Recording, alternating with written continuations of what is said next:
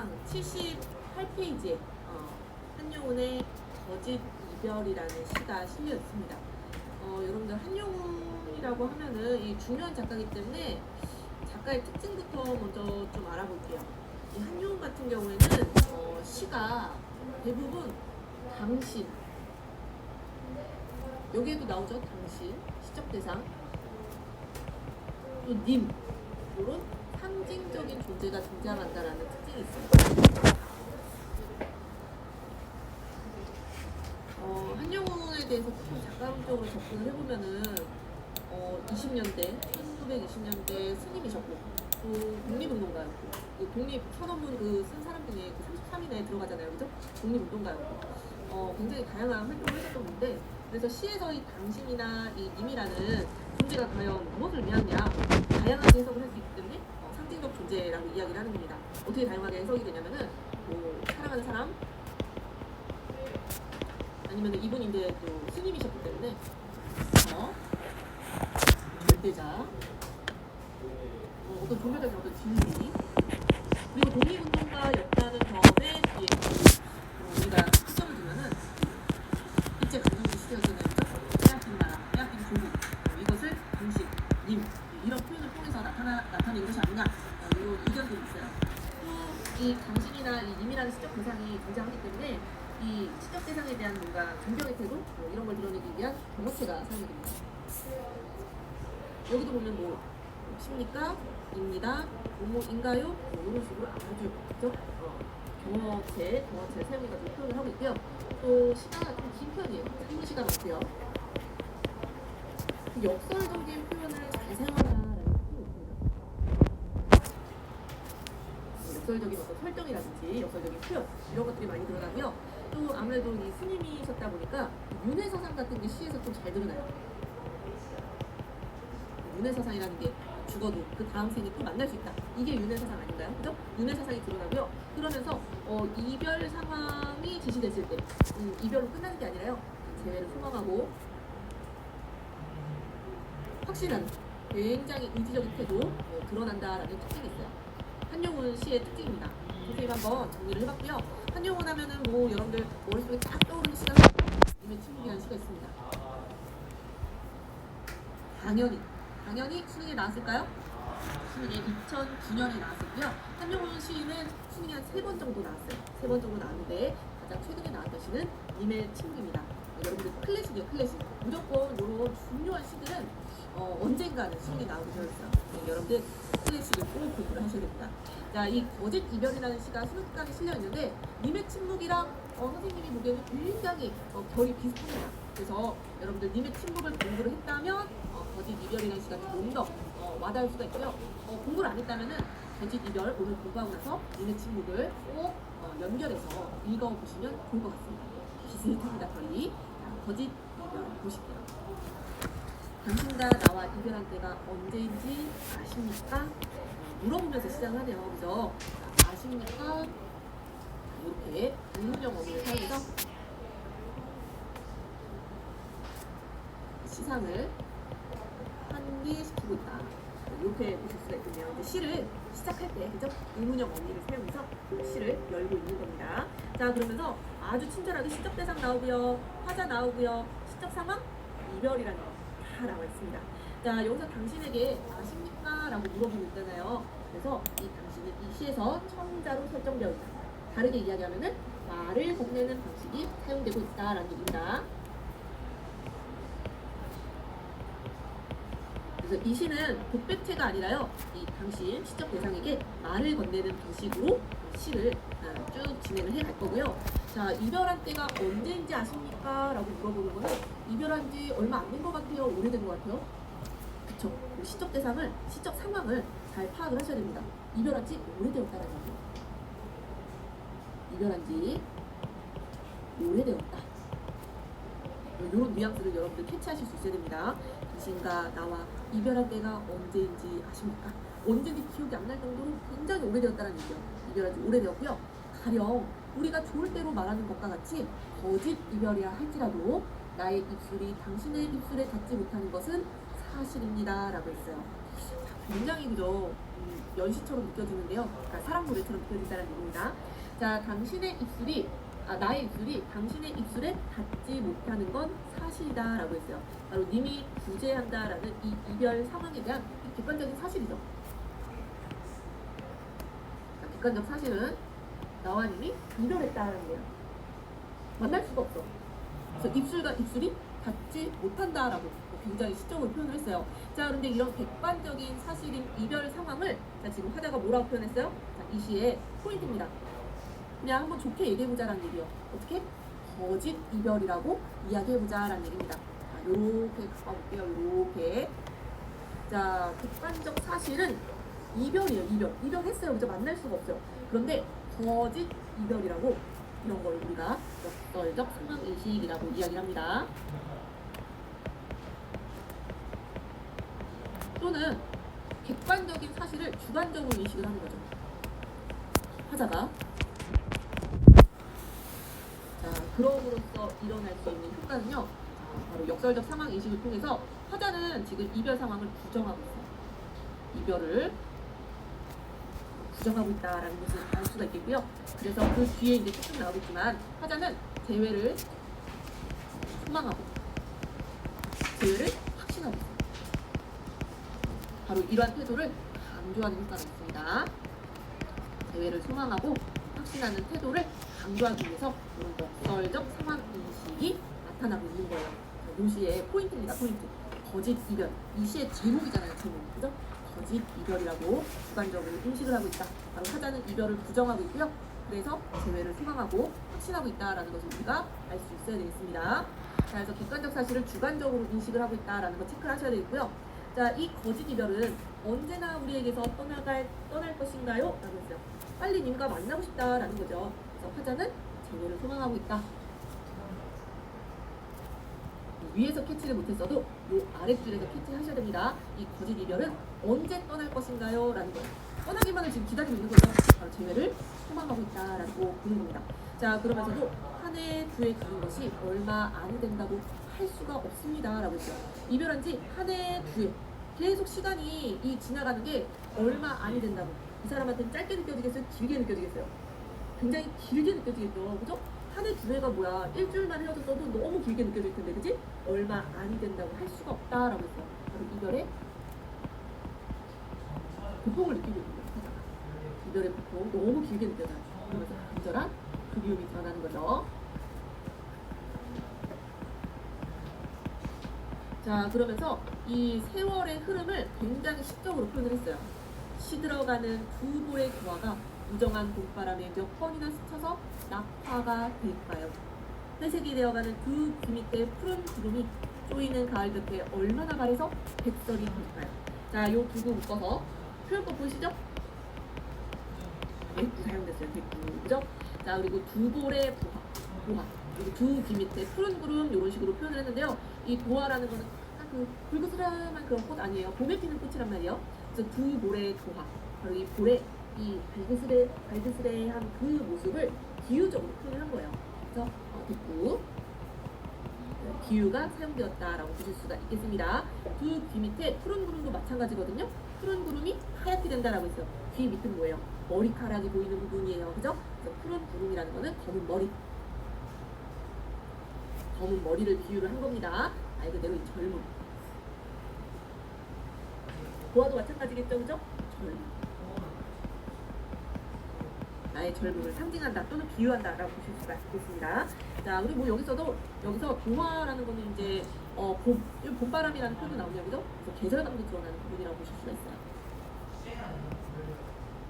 계절감. 자, 그런데 여기서 문제는 이 두 볼의 보화가 시들어가고 있어요. 무정한 봄바람에 몇 번이나 스쳐서 이 시간이 흐른다는 얘기죠. 낙화가 될까요? 라고 했어요. 자, 이거는 젊음이라는 거는 플러스인데, 그죠? 낙화라는 거는 하강적 이미지 드러나잖아요, 그죠? 마이너스죠. 마이너스. 바로 아름다움을 잃고 늙어간다라는 얘기입니다. 시간의 흐름이 드러나죠. 자, 여기서도 마찬가지예요.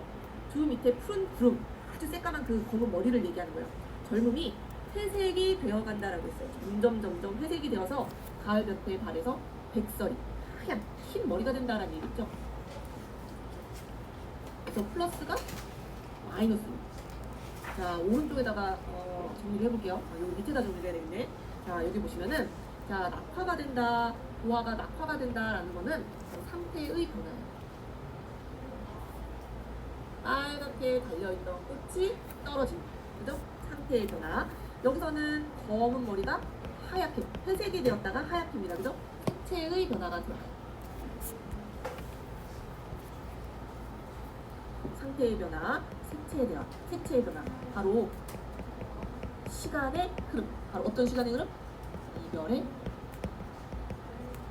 시간이 흐르고 있다라는 것을 이런 상태의 변화와 색채의 변화를 통해서 나타낸다라고 보실 수가 있습니다. 그래서 젊었던 이 내 모습이 늙어가는 거죠. 점점 시간이 흘러가면서 늙어간다라고 보실 수가 있어요. 그래서 이 부분에서 드러나는 정서는요, 바로 이 아름다움을 상실하는, 아름다움, 이 젊음을 상실한다라는 이 안타까움의 정서가 드러나고요. 그러면서 우리 인간이라는 것은 늙을 수밖에 없는 존재, 언젠가는 끝이 있을 수밖에 없는 존재라는 거죠. 인간의 유한성, 이별의 시간이 점점 흐르고 있어요. 그래서 나의 아름다움, 이 젊었을 때 그 사랑을 나눠야 되잖아요. 근데 이것을 상실하고 인간의 무한성을 느끼면서 안타까움의 정서가 느껴지는 부분입니다. 자, 요 두구 해석을 잘 해보셔야 될 것 같아요. 둥골의 도화가 시들어가서 낙화가 되는, 떨어져 버리는 거죠. 그죠? 또 푸른 머리가 회색이 되어서 흰 머리가 될 때까지 아주 많은 시간이 흘렀을 때 이 아름다움과 젊음을 상실하는 이런 누안성을 느끼면서 화자가 지금 안타까움의 정서를 느끼고 있다. 이렇게 봐주실 수 있겠습니다. 자, 두 번째 연으로 가볼게요. 자, 두 번째 연을 보시면은 머리는 휘어가도 마음은 굵어갑니다. 피는 식어가도 눈물은 더워갑니다. 사랑의 언덕엔 사태가 나도 희망의 바다에 물결이 뛰놀아요 라고 표현을 했어요. 자, 요 두 번째 연은 다 묶어가지고요, 대꾸도 드러나고요, 동사구조의 반복이라고 보실 수 있겠죠? 뭐뭐 해도 뭐뭐 합니다. 뭐뭐 해도 뭐뭐 합니다. 뭐뭐 해도 뭐뭐 놀아요. 뭐 이런 식으로 동사구조 반복하면서 운율도 드러나고요. 또 여기서 우리가 또 체크해야 될 거는 대조가 드러난다라는 겁니다. 대조. 자, 이렇게 대조되는 거 보세요. 머리는 휘어가도 마음은 굵어간다라고 표현했어요. 어떤 이미지가 두드러져요? 시각적 이미지, 그죠? 색채 대비 드러나요. 시각적 심상이 드러납니다. 이렇게 대비되는 거죠, 그죠? 이렇게 머리는 휘어가요. 점점, 그지? 시간이 흘러가지고 이별의 시간이 흘러서 머리가 하얘진단 말이에요. 하지만 마음은 굵어간다라고 했어요. 이 마음은 어떤 마음이겠어요?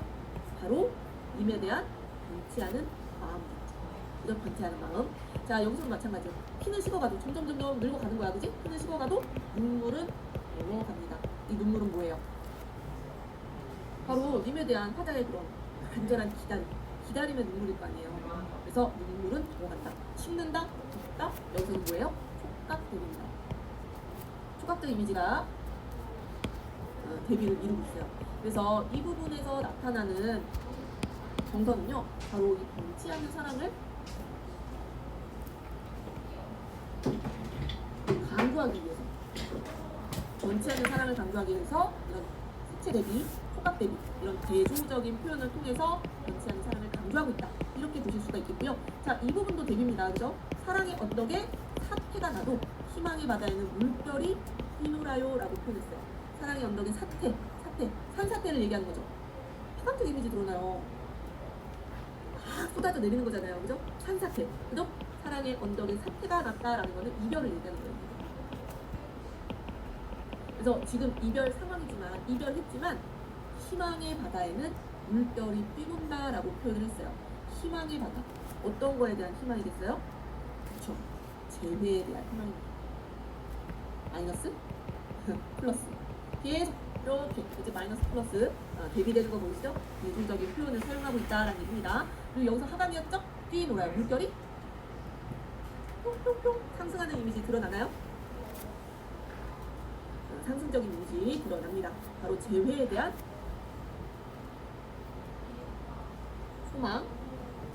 띄운다라고 했으니까 이 소망이 굉장히 강한 것 같아요. 확신입니다. 확신. 재회에 대한 소망과 확신, 변치 않는 사랑. 요게 두 번째 연의 내용이라고 보실 수가 있겠네요. 자, 그래서 마지막 연을 보시면은 이른바 거짓 이별이라는 건요, 언제든지 우리에게서 떠날 줄만은 알아요 라고 하네요. 재회에 대한 믿음 드러나죠? 확신. 연결되네요. 그죠? 화자의 태도가 떠날 줄을 안다. 이별이라는 것은 언젠간 떠날 것이다 라는 얘기예요. 재회에 대한 믿음, 확신 드러나는 부분이고요. 그러나 역점 나왔어요. 잘 보셔야 되겠죠? 한 손으로 이별을 가지고 가는 날에는 또 한 손으로는 죽음을 가지고 있다라고 표현을 했습니다. 자, 무슨 말일까요? 이별을 가지고 가는 날, 재회하는 날을 얘기하는 거겠죠? 그런데 이 재회의 날이 너무 이제 오래 기다리다 보면은 뭐예요? 죽음을 가지고 올 수도 있다라는 얘기예요. 이 얘기는 뭐예요? 우리 빨리 만나야 된다는 얘기예요? 천천히 만나야 된다는 얘기예요? 빨리 만났으면 좋겠다라는 겁니다. 자, 그래서 이별을 가지고 가는 날, 죽음을 가지고 올 수도 있으니까 너무 늦지 않게 재회해야 된다라는 화자의 빨리 재회하기를 소망하고 있다라고 보실 수가 있겠어요. 그만큼 화자는 굉장히 초조하고 간절하다라고 보실 수가 있겠습니다. 지금 벌써 이별 상황이 오래 지속된 것 같잖아요. 그죠? 이 이별 상황이 계속 지속되다 보면은 죽음을 가지고 올 수도 있다. 바로 내가 늙고 아름다움을 잃고, 인간이라는 건 아까 여기 연결해 볼 수 있잖아요. 그죠? 인간이라는 건 유한적인 존재이기 때문에 굉장히 초조하고 간절해하는 그런 화자의 모습을 마지막 책의 저자가 찾아볼 수 있어야겠습니다. 자, 어때요? 님의 친구보다는 조금 더 쉬운 것 같은데요, 시가? 자, 밑에 설명 읽으면서 우리 정리해 볼게요. 자, 이 작품에는요, 구제하는 당신이 등장을 하죠. 그죠? 이 당신에 대한 간절한 그림, 그리고 재회에 대한 바람을 형상화하고 있다는 얘기예요. 자, 님이 구제하는데 이것을 거짓 이별이라고 규정을 했어요. 거짓 이별. 객관적인 이별의 상황을 부정하고 있습니다. 부정. 이별 상황을 부정함으로써 언젠가는 재회할 수 있다라는 그런 소망을 강조하기 위해서, 선생님이 아까 위에서 뭐라고 얘기했어요? 역설적 상황인식 또는 주관적 상황인식, 이렇게 볼 수가 있는 겁니다. 자, 결국 거짓 이별은요, 님의 친구들 공부를 안 했으면은 공부를 했다고 해도 아마 기억이 잘 안 날 거야. 오늘 다시 읽어보세요. 님은 갔지만 나는 님을 보내지 않았습니다. 이 역설적 표현 아니에요. 그죠? 나는 님을 보내지 않았다. 이미 갔는데요. 유사한 의미를 갖고 있다라고 보실 수가 있겠습니다. 자, 그리고 한용운 시인의 특징이죠. 경어체 어도를 사용해서 굉장히 경건한 분위기. 왜냐하면 시적 대상이 당신, 님이기 때문에 그런 겁니다. 자, 그리고 대비되는 색채 이미지 사용됐죠? 흰, 붉은, 이런 색채 이미지 사용됐고요. 님에 대한 영원한 사랑을 표현하고 있다라는 특징. 그래서 전체적으로는 한용운 시인의 그 특징에서 크게 벗어나지 않는 그런 시라고 보실 수가 있을 것 같아요. 여러분들 한용운 시인에 대해서 알고 싶으면은 저기 남한산성 아시죠? 성남에 있는 남한산성 저기 올라가면은 한용운 그 박물관이 있어요. 선생님도 대학생 때 방문을 해가지고 한용운의 그 친필 시도 보고 아무튼 박물관에 갔던 기억이 굉장히 오래 이렇게 남아 있는데요. 여러분들도 남한산성에 갈 일이 있으면은 산성만 둘러보지 말고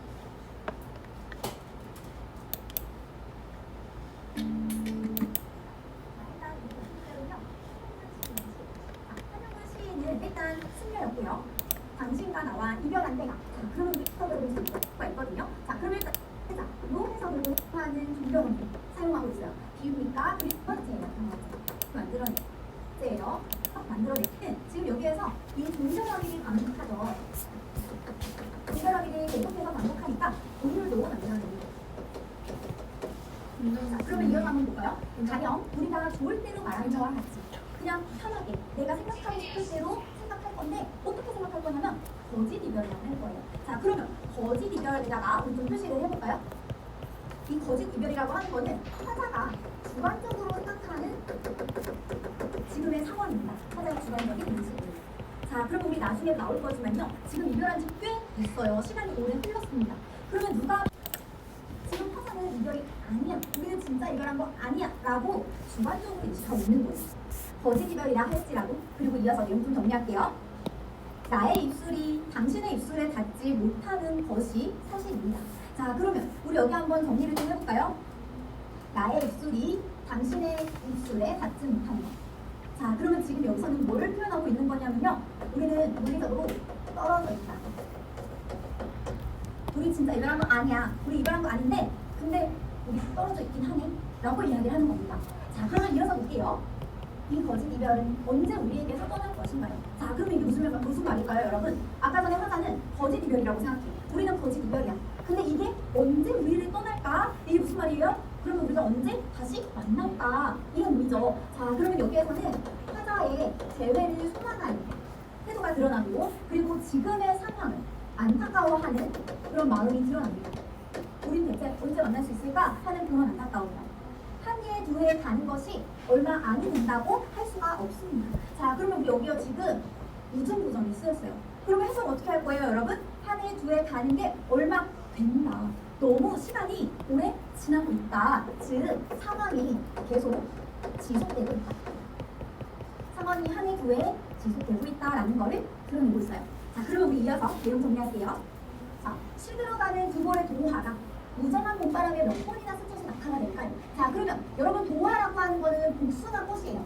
복숭아 꽃 분홍 색깔, 빨간 색깔이거든요. 그러면 두 볼에 분홍 색깔 꽃이 있다는 건 뭐를 표현하는 거냐면 우리 블러셔를 한 것처럼 생기가 있다는 걸 의미할 거예요. 즉, 젊음을 의미할 겁니다. 젊음. 생기가 있는 젊음. 자, 근데 시들어가고 있대요. 이 동화가요. 무정한 봄바람에 몇 번이나 스쳐서. 자, 그럼 이거 무슨 말이에요? 봄이 몇 번이나 흘러서 몇 년이 지나서 이 말이죠. 낙화가 될까요? 자, 그러면 낙화라고 하는 거는 꽃이 지는 거니까 젊음이 어떻게 될까요? 없어지겠죠? 우리 늙음을 표현하고 있는 거죠. 자, 그리고 이어서 한 번 더요. 회색이 되어가는 두 깃의 푸른 구름이. 자, 그러면 두 깃의 푸른 구름이 회색이 되어간대요. 그러면 우리 이건 뭐를 표현하는 거냐면 검은 머리를 의미해요. 젊었을 때의 검은 머리를 의미합니다. 자, 그럼 이 검은 머리가 쬐는 가을볕에 얼마나 밤에서 백설이 될까요? 자, 그러면 백설은 뭐를 의미할까요? 검은 머리가 흰 머리가 된다를 의미할 겁니다. 자, 그러면 우리 지금 이 두 개의 행을 한번 연결해 볼까요? 지금 이 두 행은 비슷한 문장 구조를 반복하는 부분이죠. 자, 그래서 우리 비슷한 문장 구조 반복이니까 대부법 사용하는 부분입니다. 자, 그러면 이 대부법을 통해서 뭘 표현하고 있냐면 지금 시간이 6년이나 지나서 나 지금 이렇게 늙고 있다라는 거를 표현하는 거예요. 그래서 우리 여기다 정리할게요. 야속한 시간의 흐름이 안타까운 겁니다. 시간이 너무 빨리빨리 흘러가고 있다. 나는 이렇게 늙고 있다라는 거를 드러냅니다. 자, 그 다음 이어서 볼게요. 머리는 휘어가도. 자, 우리 아까 전에 머리가 백설이 된다고 했잖아요. 내가 아무리 늙어가도 마음은 붉어간대요. 자, 그러면 마음을 붉어간대요. 그럼 무슨 말이에요? 이거는 내 사랑은 계속해서 영원하다. 새 사랑은 계속해서 크다라는 걸 표현하고 있어요. 자, 그러면 우리 여기 한번 정리해볼까요? 하얗다 그리고 붉다라고 해서 색채도입니다. 쓰이는 부분입니다. 자, 그리고 하나 더요. 피는 식어가도. 자, 그러면 피는 식어간다는 거는 뭔가 나이가 들면서 열정이 부족하더라도 눈물은 더워간대요. 자, 그러면 눈물을 더워간다는 거는 당신과 이별한 상황에 대해서 생각하면 언제든지 자기는 눈물을 흘린다라는 표현입니다. 자, 그러면 여기서는요. 식는다, 덥다 라고 해서 촉각의 대기가 쓰이는 부분이죠. 자, 그러면 두 줄 연결이요. 지금 이 부분도 비슷한 문장 구조를 반복하기 때문에 대부법이 쓰이는 부분이에요. 자, 그러면 이 대부법을 통해서 뭘 표현하고 싶은 걸까요? 아무리 이렇게 시간이 흘러서 내가 늙더라, 마음에 열정이 없더라도 널 사랑하는 마음은 변치 않는다. 이걸 표현하는 거죠. 그래서 화자의 영원한 사랑을 지금 표현하고 있는 부분입니다. 여기 부분요. 영원한 화자의 영원한 사랑을 강조하는 부분입니다. 자, 그 다음 이어서 한번 볼게요. 사랑의 언덕에는 사태가. 자, 그러면 사태가 난다는 거는 뭔 일이 일어난다 이런 의미거든요. 그러면 우리 사랑에 뭔가 고난이 있더라도 이 말이에요. 우리 사랑에 무슨 고난이 있더라도 희망의 바다에는 물결이 띄어요. 그럼 이거 무슨 말일까요? 재회의 희망은 있다라는 걸 표현한 겁니다. 재회의 희망은 있다. 자, 우리가 아무리 힘들더라도 우리에게 재회의 희망은 있다라는 걸 표현한 부분이에요. 자, 그럼 우리 여기에 쓰인 표현도 하나 정리할게요. 지금 여기서는 사랑을 언덕이라고 비유했고요. 희망을 바다에다가 비유했어요. 그래서 우리 여기는 지금 비유법도 쓰이는 부분입니다. 자, 그 다음에요. 이른바 거짓 이별이 언제든지 우리에게서 떠날 줄만은 알아요. 자, 그러면 우리 이 부분은요, 여러분 아까 삼행과 비슷한 내용이에요. 삼행이 어떤 부분이었어요? 이 거짓 이별은 언제 우리에게서 떠날 겁니까? 라고 해서 재회를 소망하는 부분이었죠. 자, 여기도 마찬가지예요. 재회를 소망하고 언젠간 이 거짓 이별이 떠날 거다. 우리는 다시 만날 거다. 그래서 이 재회 소망, 기대, 그리고 하나 더요. 떠났지만은 안 돼요. 그러면 여기서는 확신까지 보여주는 겁니다. 확신. 자, 그러나. 자, 그럼 우리 그러나에다가 한번 표시해 볼게요. 자, 그러나라고 해서 우리 여기는 시선의 전환이 일어나는 부분이에요. 자, 시선의 전환이라고 해서 완전히 내용이 막 다르게 변하는 게 아니고요. 여기에서는 좀 의지를 강조하기 위한 표현이라고 생각해 주시면 됩니다. 그러나 한 손으로 이별을 가지고 가는 날. 자, 그러면 이게 무슨 말이 될까요? 한 손으로 이별을 가지고 가게 됩니다. 지금 상황은 거짓 이별이지만 혹여라도 우리가 진짜 이별을 하게 된다면 이 말이에요. 그래서 진짜 이별을 하는 날 우리가 만약에 혹시라도 진짜 이별을 하게 된다면 또 한 손으로는 죽음을 가지고 와. 자, 그럼 이거 무슨 말이에요? 나는 차라리 죽겠다 이 말이죠. 차라리 죽겠다. 그 말은 즉슨 진짜 이별 절대 할 수 없다라는 걸 드러내죠. 그래서 우리 이 부분은요, 화자가 이별을 거부하는 부분입니다. 이별을 거부하고 그리고 화자의 절대적인 사랑을 지금 표현하는 부분이에요. 자, 그럼 우리 내용을 정리 다 해보았네요. 우리 이제 중요한 부분들만 다시 한번 정리해볼게요.